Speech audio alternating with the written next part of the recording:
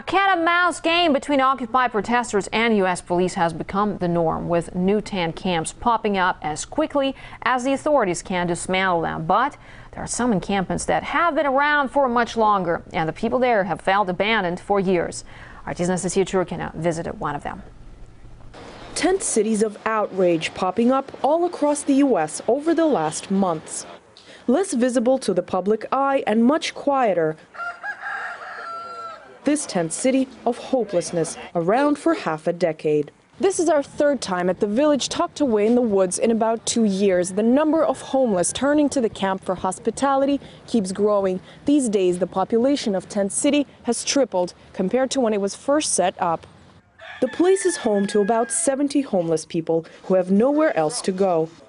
The mood here has become increasingly politicized over the last year. The politicians and the government has not protected the American people. They've allowed outsourcing to run rampant, and it's benefiting companies. Corporations are making more money than they've ever made before. The average American worker and a citizen is suffering at the expense of the agenda of the politicians. 46-year-old Angelo Villanueva, with a love for Kung Fu, lost everything in the recession and has never found a full-time job again. It seems to be a growing trend, unfortunately, and the politicians better take note and try to stop their bickering and do something to stop this, or to slow it down, or to make it better.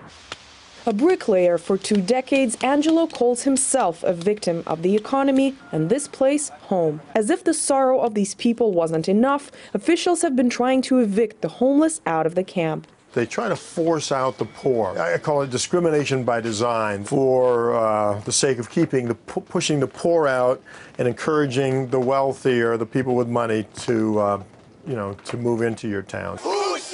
Wealth inequality has been at the root of the anger for Occupy Wall Street protesters.